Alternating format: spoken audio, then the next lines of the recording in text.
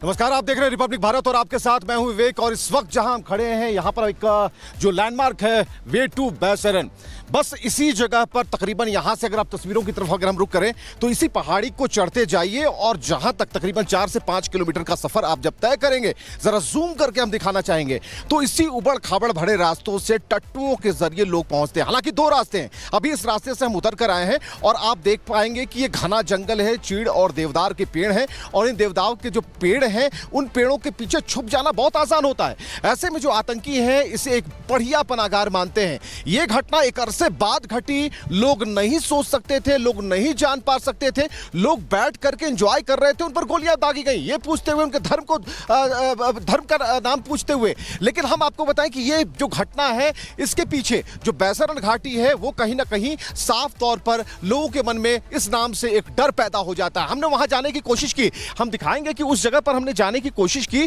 लेकिन हमें जो पुलिस ऑफिशियल्स हैं उन्होंने मना किया। उन्होंने कहा कि यहां पर अभी ठहरना सही नहीं है, हमारा जो ऑपरेशन है वो जारी है, यहां सैनिटाइजेशन किया जा रहा है, लेकिन आपको यहां से हटना होगा।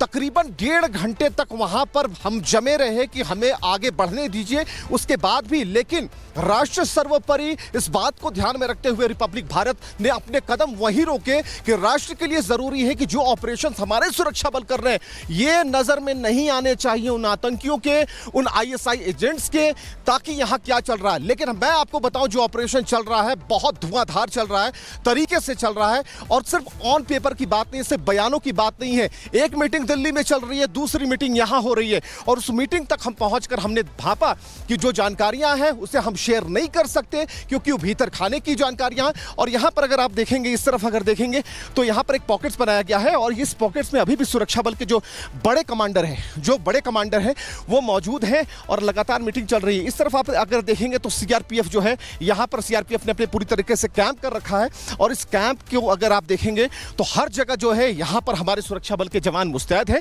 और यही जो सड़क है वो आपको लेकर जाती है बैसरन घाटी, जिसे आप मिनी स्विट्जरलैंड कहते हैं।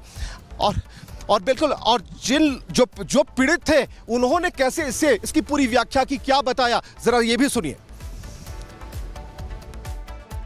वो आतंकवादी ज्यादा गोली मारे हैं तब सबको पता चला कि टेररिस्ट घुसा है, तो हम छुप गए।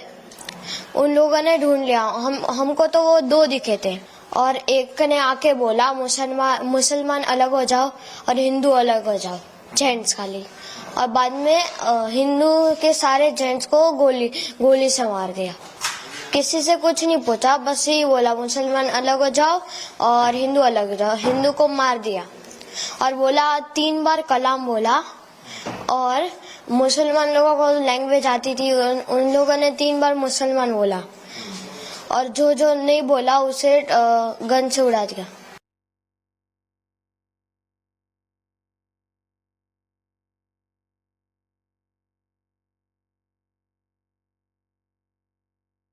पहले हमने इग्नोर किया, फिर वो आवाज़ धीरे धीरे करीब आ रहा था। फिर वहाँ पे जो लोकल्स थे उन्होंने बोला कि झुक जाओ नीचे, कि ये गोली मार देंगे वरना आपको। तो सब लोग नीचे लेट गए, सब के सब। और फिर वहाँ हमें पूछा कि हिंदू कौन है वो अलग हो जाए और मुस्लिम कौन है वो अलग हो जाए। उन्होंने फिर बताया, मतलब वहाँ पे उन्होंने हम में से किसी ने कोई हलचल नहीं की और फिर उन्होंने ये किया कि वापस पूछ रहे हिंदू कौन है और मुस्लिम कौन है। तो मेरे जो मामा है हेमंत जोशी, उन्होंने सिर्फ उनसे बात करने की कोशिश की, हमें जाने दीजिए, हम कुछ नहीं करने वाले हैं। तो उनको सीधा गोली मार दी उन्होंने, इतना बोलने के लिए। फिर मेरे जो दूसरे मामा हैं अब्दुल, उन्होंने इन दोनों को गले लगाया कि इन्हें छोड़ दीजिए, इन्हें जाने दीजिए। तो उन्हें बोला कि तुम बाजू में हट जाओ वरना आपको भी मार देंगे। पर उन्होंने बाजू नहीं हुए, वो इनसे ही चिपके रहे। तो उनको कैसे करके पेट में गोली मार दी उन्होंने। फिर उनको और फिर उन्होंने वापस पूछा कि हिंदू कौन है और मुस्लिम कौन है। तो मेरे पिताजी है संजय दीदे, उन्होंने हाथ ऊपर करने की कोशिश की तो उनको सिर में गोली मार दी उन्होंने और मेरा हाथ उनके सिर के पास था, तो मुझे वो गोली छू के चली गई और उनके सर में गई। इसलिए फिर बाद में सब शांत हो गया और फिर धीरे धीरे करके हम लोग देखने लगे कि कुछ है कोई है आदमी, सब आवाज़ वगैरह कुछ नहीं था। तो धीरे धीरे हम लोग ऐसे ऊपर थोड़ा सा देखने लगे तो कुछ नहीं था। तो वहाँ के जो घोड़े वाले थे फिर वो वहाँ पे आ गए। चाहता हूँ कि उस जगह पे पुलिस वाले और आर्मी वाले काफी ज्यादा हो जाए, क्योंकि वो सबसे ज्यादा टूरिस्ट वाली जगह है। वो सब किसी से पूछ रहे थे कि मुस्लिम, अगर आप मुस्लिम नहीं हो गोली मार रहे सीधे। मेरे सामने उन्होंने 6 लोगों को गोली मारी। उनसे सिर्फ इतना पूछा मुस्लिम, किसी ने बोला हाँ, तो बोला कलमा पढ़ के बताओ।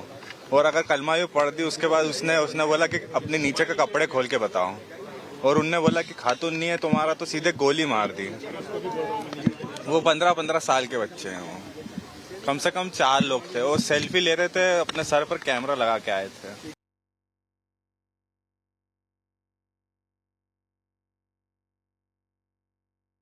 আপনি বলুন হিন্দু বলে মেরেছে, বলুন কাল রাতে আমাকে বলেছেন হিন্দু বলে মেরেছে, বলুন আপনি মুসলিম। আপনি কি কালমা পড়তে জানেন? না জানি না। বলুন এদের বলুন সেকুলার মেরে দিল। ও দায়িত্ব আমার বাবা শেষ। ও চোখের সামনে ওর বাবাকে হিন্দু मेरी जान बचाने के लिए अपने जिले पे गोली खाई। मैंने बस इतना सुना, आपने यही बोला जो भी 3 व्यक्ति थे वो छोटे छोटे कम उम्र के थे। उन्होंने यही बोला कि मेरे मिस्टर के पास बंदूक लगा के बोले कलमा पढ़ो। मेरे मिस्टर ने बोला मैं तो क्रिश्चियन हूँ, मैं ईसाई हूँ, मेरे को कलमा जो भी है वो नहीं पढ़ना आता। और बस इतना बोला, मेरे पति ने उनको ऐसे धक्का दिया और बंदूक मार दी। बिल्कुल इन्हीं शैतानों की खोजबीन चल रही है। जो लोग रो रहे हैं, बिलख रहे हैं, अपनों को याद कर रहे हैं, आप समझिए वो दर्द, उस दर्द को समझिए जिनके ऊपर बीती, वही समझ सकते हैं। लेकिन तस्वीरों से जरा जोड़ते हैं। ये देखिए ऊंची पहाड़ियां हैं, बर्फ से ढकी हुई पहाड़ियां, यहाँ ठंड काफी है। और ये जो जंगल दिख रहा है, ये चीड़ और देवदार के पेड़ हैं और इतने मोटे तने होते हैं कि इसके पीछे 2 से 3 लोग छुप जाएं तो पता भी ना चले।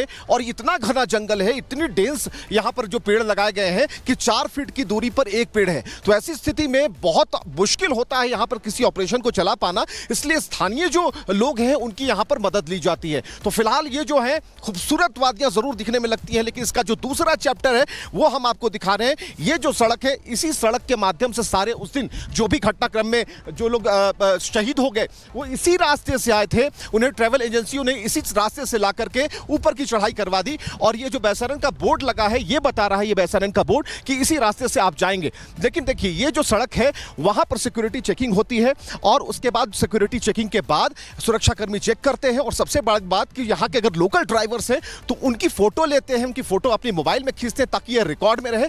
और यहाँ पर जो सीआरपीएफ का जो एक कैंप है, उस कैंप के जरिए यहाँ पर से मॉनिटरिंग चल रही है, यानी कि कोई भी बंदा नहीं बच सकता। और आगे हम आपको लिए चलते हैं। आप जब आगे की तरफ आएंगे तो ये कैंप की तरफ जब बढ़ेंगे तो आप उन गाड़ियों को देख रहे हैं, वो जो गाड़ियां हैं वो पूरी तरह से मुस्तैद हैं, जो हमारे जो जवान हैं मुस्तैद हैं और इन पहाड़ियों पर लगातार उन लोकल्स की चेकिंग कर रहे हैं। और सबसे बड़ी बात कि जो बड़े अधिकारी जब उनका ऑपरेशन शुरू होता है, जब उनकी मूवमेंट शुरू होती है तो ये लोग काफी चौकन्ने हो जाते हैं और यहाँ पर जो ऑपरेशंस हैं उनमें लोगों को भी बताते हैं, खासकर मीडिया कर्मियों को भी बताते हैं। आइए मैं आपको आगे लिया चलता हूँ कि जहाँ से इनका कैंप है वहाँ पर पूरी तरह से सुरक्षा है।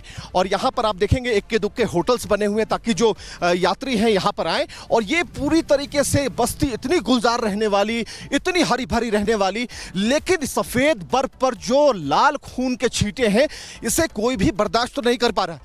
तो और जतिन ने भी एक रिपोर्ट इसी इलाके से बनाई है और उन्होंने भी दिखाने की कोशिश की है। हम सबसे पहले जतिन की रिपोर्ट दिखाते हैं, उसके बाद फिर से एक बार आपके साथ जुड़ते हैं।